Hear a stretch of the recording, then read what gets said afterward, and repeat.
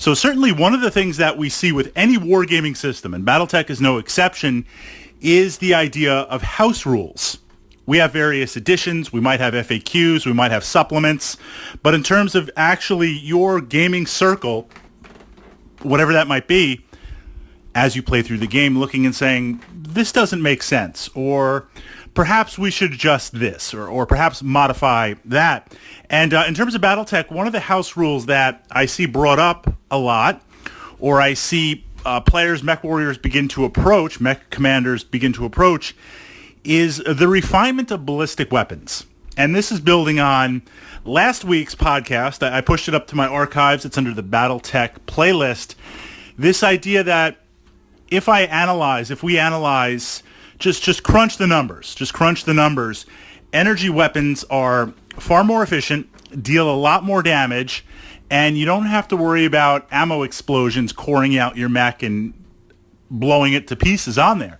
So why then, from that perspective, and certainly there are mechs out there's a couple of Ost series mechs that, as an example, that utilize pure energy, even Inner Sphere, Succession era.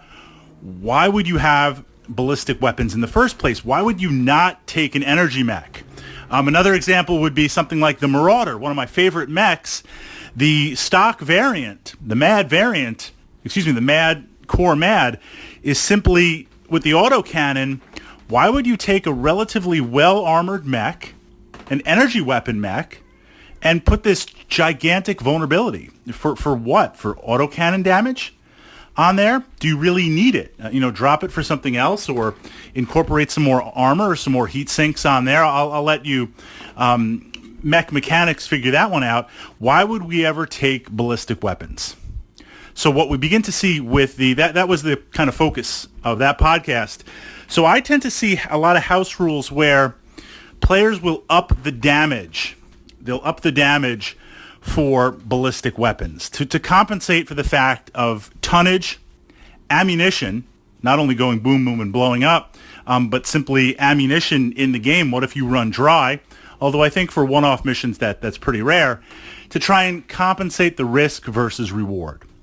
So if we go into the in-game narrative, and this is where Battletech is really, really interesting, what we begin to see is the idea that mechs are built for a lot of different reasons. They're supported for a lot of different reasons.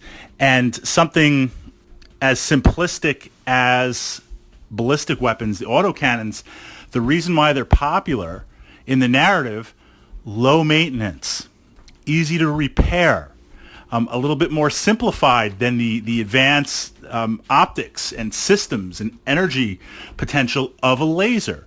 And it says this over and over again, kind of in the field manuals and the tech manuals, where ballistic technology is just easier. We see the same thing with long range and short range, essentially unguided missiles. I mean, I know they have a stabilization system, and I know there's an initial lock-on system on there, but from my understanding, they're a couple of steps up from unguided missiles on there.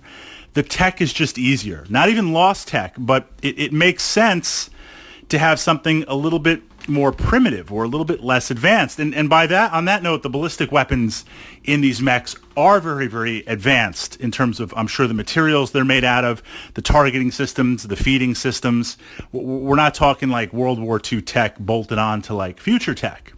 So it makes sense from the narrative to have some systems that are easy to maintain, easy to repair, and pushing it out from that perspective.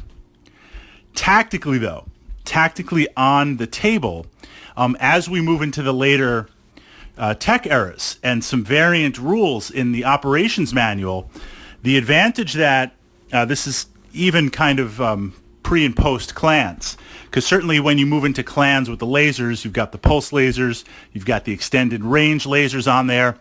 Damage is changed because that represents that idea of their advanced tech compared to Inner Sphere. But what we do see across the different timelines is the idea of specialized ammunition for autocannons. And this takes something like the Jaeger mech and the Blackjack, with the AC-2 and the AC-5, pushing out the range. You put flak in there, You put cluster ammo in there. You get some of the kind of the crazier variants in there. It suddenly opens things up, ballistics-wise, the ability to kind of load this ammo beforehand, especially if you're playing in a campaign where you know ahead of time kind of what the mission's going to be, maybe not what you're going to face. If you can have that tactical flexibility, that suddenly changes everything with autocannons, ballistic weapons. But for most of us, we play the damage as it is. I assume that's some sort of just massive slug. Maybe it has some sort of unknown element core on there that makes it super, super dense. It's obviously got some sort of armor piercing capabilities on there. You know, the exact nuts and bolts kind of just leave that generic, but there are some options to bring it up and make it better if you're willing to incorporate that without so much the house rules.